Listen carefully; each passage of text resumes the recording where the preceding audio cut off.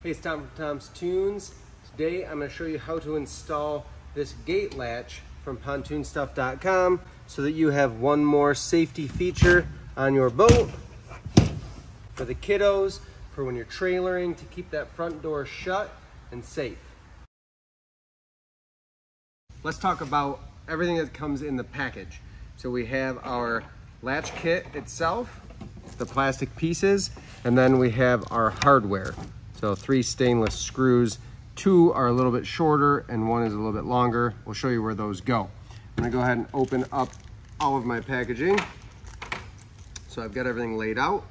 The other things you're gonna need for this, I like to have a nice fine tip Sharpie, a number 2 Phillips head screwdriver, and then I like to pilot drill my holes with a 1/4 inch drill bit first, but you will need a 1/2 inch drill bit to complete the whole job.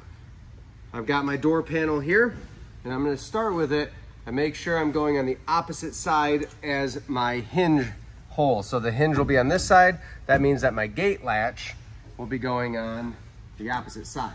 In this case, on this door, I've got a ribbed finish in the aluminum. So I'm going to start on this side. It's a little easier to get my first hole drilled through nice and straight using a hand drill versus the back side where we have some more drastic contours and angles. I'm going to take my triangle stop piece, and this is going to be my template for where I'm drilling my holes. I like to put it towards the top just a little bit. This will eventually go on the opposite side. It'll be on the bottom, but for right now I'm using it as a template because the holes are going to go all the way through. I'm going to mark in the center of each of these holes. And in this case, they're all going to be on this risen rib for this door panel. Yours might be flat, might be smooth, might have different contours. Take that into account when you're installing on yours. I'm going to go ahead and drill through with the 1/4 inch bit. This is a nice fine point or a center drilling bit. If you need to start even smaller, that's okay too. Whatever's going to help you center your holes better. And if you got a drill press at home, you might even use that. I'm going all the way through, so I'm gonna make my first hole. I'm gonna make sure my drill is nice and square.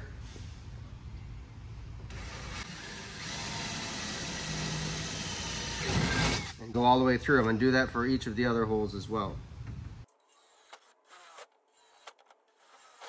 Now I'm going to switch over to my 1/2 inch drill bit. We're going to widen all 3 of those holes out to 1/2 inch. I'll flip it over and do the same on the opposite side.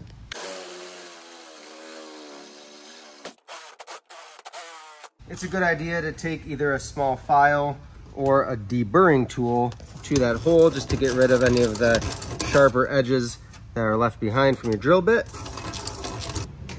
I flip it over to the other side. I have those other 3 holes. On the opposite side, same hole, I'm just going to drill through. I find it easier to drill through on one side, then flip it over in the other side. And as you can see, these holes, this is why I started on the other side, they kind of come through this little angled piece here, and this makes it a lot easier for me to get a good square hole to come in. I can come at a slight angle and then square it up once I get it started.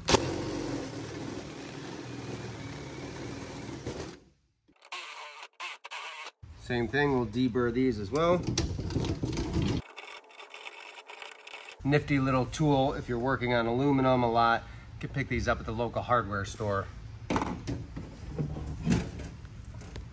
I've got my holes in place, so I'm ready to assemble the latch itself. What I need to do here is I'm gonna actually put this latch together. It's gonna be the latch mechanism that's going to lock on the outside of the door. This is also going to be on the outside of the door, and that's just a stop so that the latch is either in a locked position or the vertical open position. It can't go beyond, it can't go underneath. It's either got to be sideways or up. On the other side of the door, we're going to have the handle, which is threaded to fit that latch. So this is actually going to turn the latch from the inside of the boat. That's going to line up with our triangle piece or that door stop. when you get down to installing this, they give you a lot of plastic here. That gives you space. If your door gap is a little bigger, a little smaller, you could grind this or cut this down if need be, if it's rubbing on furniture or anything like that.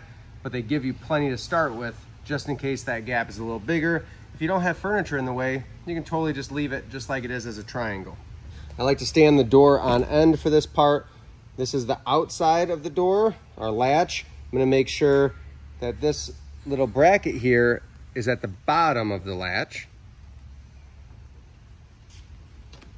Slide that into position and you can see that covers all of the holes that we had drilled. On the back side, the triangle piece has a ridge that's going to go against the door, and then my handle will slide through. So I like the handle in the vertical position. That's the open position, and at the same time I'm going to make sure that the latch is in the vertical position.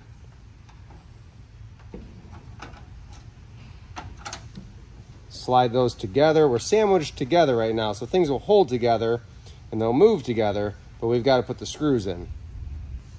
We have those 3 screws. These 2 are shorter. They're going to be on the triangle piece, and then the longer screw is going to go through the middle to connect the handle to the latch itself.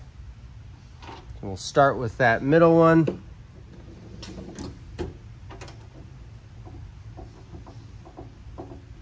And it's plastic, so I'm not going to try to over tighten. I'm going to get it nice and snug, make sure everything's secure, and that's as far as it needs to go. I'm going to turn that to expose these 2 holes, and I can drop my screws in through here.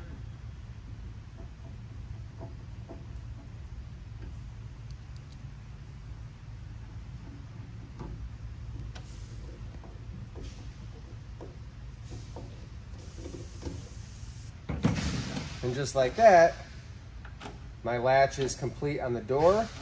All I need to do now is reinstall the door on the railings, and then everything's ready to go.